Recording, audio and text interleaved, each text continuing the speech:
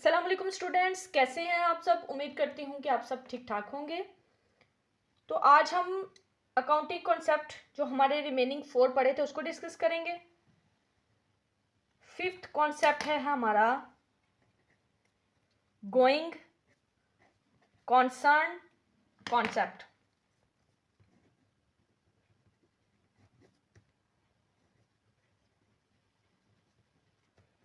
जैसा कि इसके नाम से ही पता चल जाता है कि गोइंग कॉन्सर्न कॉन्सेप्ट का मतलब है कि एक ऐसा कॉन्सेप्ट जिसमें ये तय किया जाता है कि हमारा बिजनेस, हमारा कारोबार चलता रहेगा लॉन्ग टाइम के लिए। वो किसी भी रीज़न की वजह से उसको बंद नहीं किया जाएगा। जो प्रॉब्लम्स होंगी उसको सॉल्व किया जाएगा। उसके जो भी वर्किंग्स हैं, उसके ऑपरेशंस हैं, वो लॉन्ग टाइम तक चलते रहेंगे और कभी भी किसी भी गैर मामूली वजह से अपने कारोबार को, अपने बिजनेस को बंद नहीं किया जाएगा। इसकी डेफिनेशन मैं आपको बता देती हूँ। Going concern concept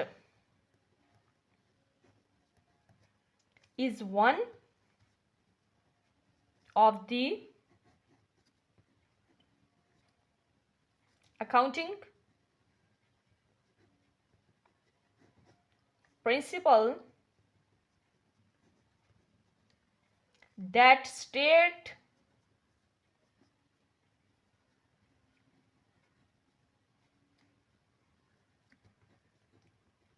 that a business entity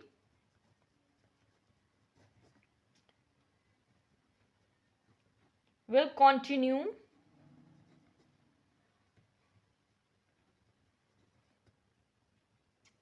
running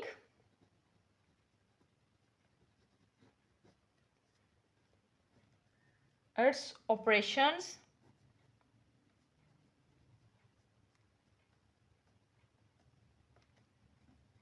in the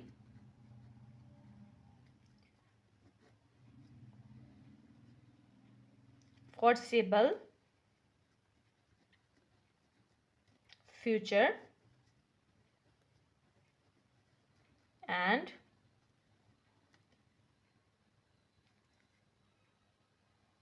will not be liquidate का मतलब किसी चीज को खत्म करना। लिक्विडेटेड, बिजनेस को liquidate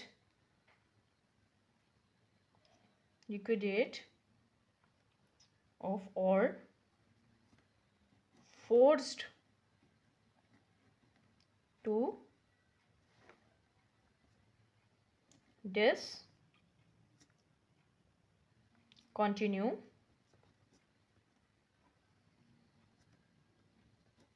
operation for any reasons। Ups and down, profit and loss her business के अंदर आता है। आपको हमेशा से प्रॉफिट नहीं हो सकता, आपको हमेशा से लॉस नहीं हो सकता। तो किसी भी गैर मामूली वजह पर अगर हम बार बार अपने बिजनेस को बंद कर देंगे तो ये कोई अच्छी बात नहीं है। हर कामयाब बिजनेसमैन वही होता है जो कि हर चीज़ को सफ़र करता है, वो अपने बिजनेस के ऊपर मेहनत करता है। कंसिस्टेंसी बहुत ज़रूरी चीज़ है। स्टार्टिंग में हर चीज़ मुश्किल लगती है, लेकिन जब हम उस पर लगे रहते हैं, अपनी मेहनत करी जाते हैं, तो ऑटोमेटिकली उसका रिवार्ड हमें with the passage of time मिलना शुरू हो जाता है। तो यही गोइंग कंसर्न कॉन्सेप्ट हमें बताता है। देन हम 6th कॉन्सेप्ट अपना डिस्कस करेंगे जो कि है कॉस्ट कॉन्सेप्ट।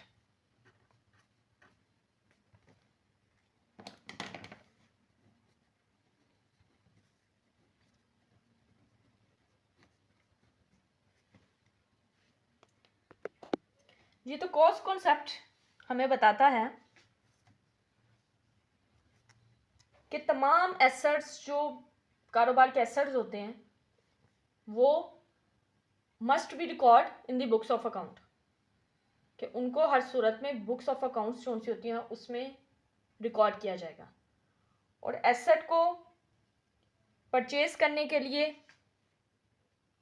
और भी जो हमारे अदर एक्सपेंसेस हैं उनका भी रिकॉर्ड रखना है। जस्ट लाइक हम फर्नीचर ही लेने गए हैं तो फर्नीचर हम कैरी करने के लिए हमें ट्रांसपोर्टेशन एक्सपेंस पे करना होगा, हमें कोई गाड़ी लेनी पड़ेगी जिसके ऊपर हम फर्नीचर को रख कर लेके आ सकते हैं। तो इस कॉन्सेप्ट के मुताबिक तमाम assets must be recorded in the books of account, और एसेट्स के अदर एक्सपेंसेस, एसेट को लेने के लिए जो अदर एक्सपेंसेस हैं उनको भी रिकॉर्ड करना। सिर्फ एसेट को ही रिकॉर्ड नहीं करना, उनके रिलेटेड जितने भी एक्सपेंसेस हैं उनको भी रिकॉर्ड करना है। तो इसकी डेफिनेशन हम लिख लेते हैं। Cost concept requires cost concept require that all the assets must be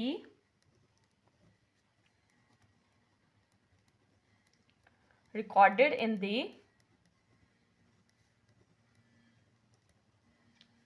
books of accounts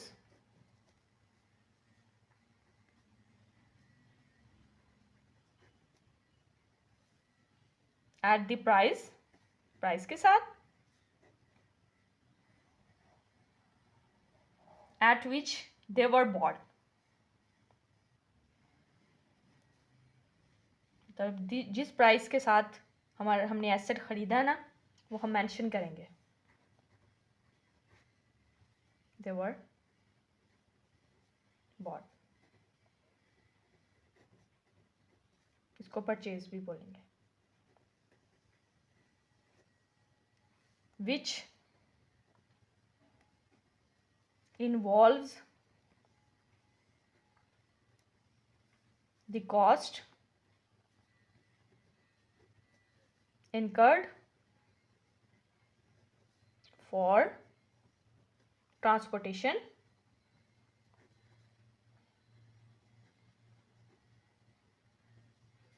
installation,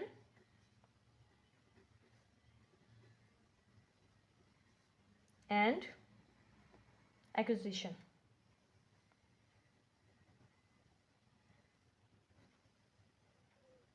तो स्टूडेंट्स इसको लिख लें। जब आप पेपर देंगे तो उसमें तो आप इसको इंग्लिश में ही लिखेंगे, लेकिन आपको कॉन्सेप्ट देने का मतलब ये होता है कि आप जो लिख रहे हो, जो पढ़ रहे हो, आपको पता हो कि उसका मतलब क्या है। ये कॉन्सेप्ट इतने इम्पोर्टेंट है कि अगर आप इस फील्ड में रहते हो, कॉमर्स की फील्ड में रहते हो, अकाउंटिंग की फील्ड में रहते हो, तो ये बार बार डिस्कस होते हैं। अगर आपके फर्स्ट टाइम में ये कॉन्सेप्ट अच्छे वाले क्लियर हुए होंगे ना तो ये बहुत हेल्पफुल होंगे आपके लिए। जस्ट लाइक रिसेंटली मैं पेपर देने गई थी एक पीपीएससी का, तो इसमें से 2 कॉन्सेप्ट के रिलेटेड क्वेश्चन था, और वो क्वेश्चन आप तभी सॉल्व कर सकते हो, 4 उसके आंसर्स थे, मतलब 4 ऑप्शंस उसमें प्रोवाइड थे, लेकिन आप उधर कंफ्यूज हो जाओगे। अगर आपका कॉन्सेप्ट क्लियर होगा तो आप इजीली उसका आंसर मेंशन कर दोगे, आपको उसका आंसर पता होगा। तो काइंडली आपने किसी भी चीज़ का रट्टा नहीं लगाना, आपने उस चीज़ का कॉन्सेप्ट लेना है। कॉन्सेप्ट आपने एक बार ही लेना है और ये चीज़ें बार बार रिपीट होनी है। तो 7th हम अपना कॉन्सेप्ट डिस्कस कर लेते हैं अब। Going concern concept, cost concept, accounting period concept, ये तो बहुत ही इंपॉर्टेंट कॉन्सेप्ट है ना, जो पेपर में इनमें से 2 तो मस्ट कॉन्सेप्ट आने ही आने हैं।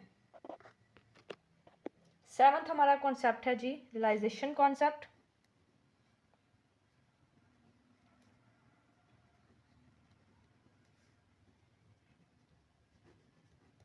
रियलाइजेशन कॉन्सेप्ट से मुराद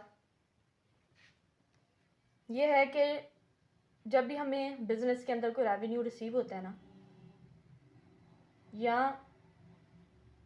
हमें पता चल जाता है कि हमें इतना प्रॉफिट होगा, तो वो हम तब तक मेंशन नहीं करते जब तक उस प्रॉफिट, एक तो हमने सोचा होता है ना कि हमें इतना प्रॉफिट होगा, हम तब तक उसको मेंशन नहीं करेंगे जब तक जो हमारी सोच है वो सही साबित नहीं हो जाती।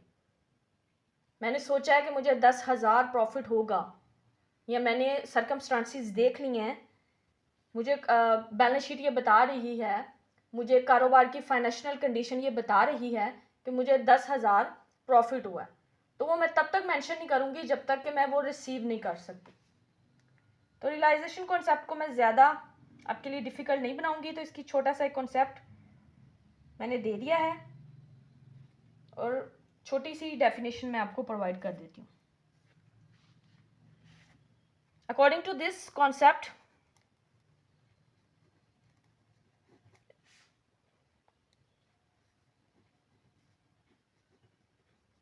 according to realization concept, revenue is only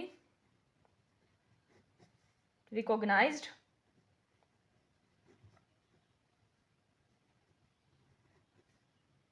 when it released. In other words, या सिंपल वर्ड्स के अंदर आप इसको बोल सकते हो, द प्रॉफिट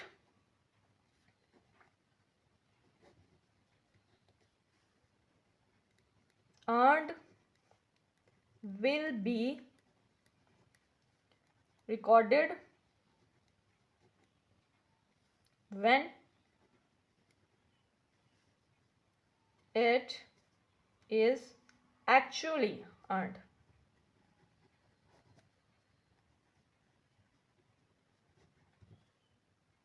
ठीक हो गया जी। देन हम डिस्कस करेंगे अपना 8 और मोस्ट इम्पोर्टेंट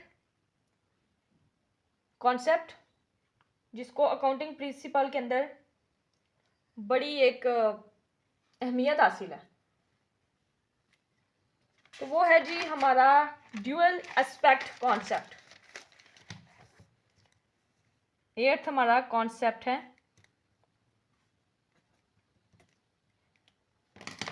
ड्यूअल। ड्यूअल का मतलब इसके नाम से ही आपको पता चल रहा है कि ड्यूअल का मतलब होता है जी दोहरा, dual aspect concept.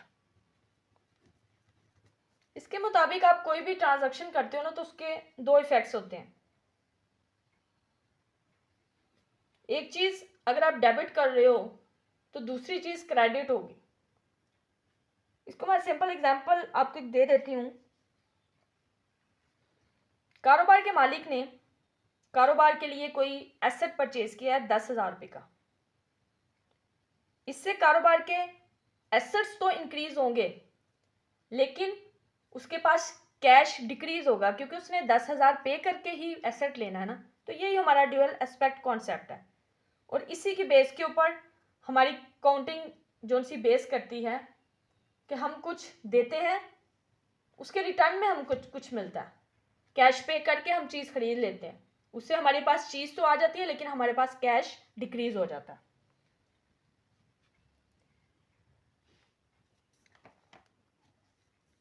Every transaction, dual aspect concept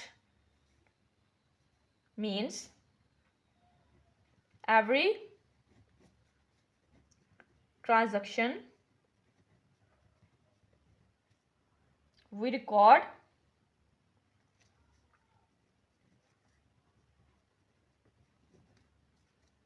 must have a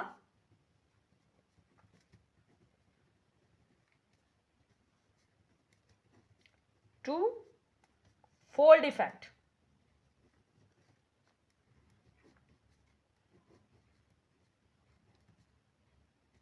It will be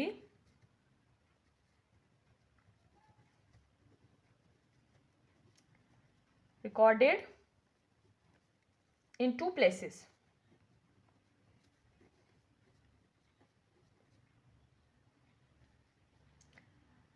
that is called dual aspect concept. And two places में this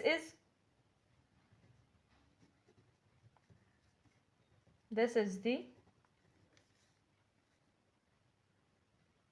concept of the double entry system of accounting.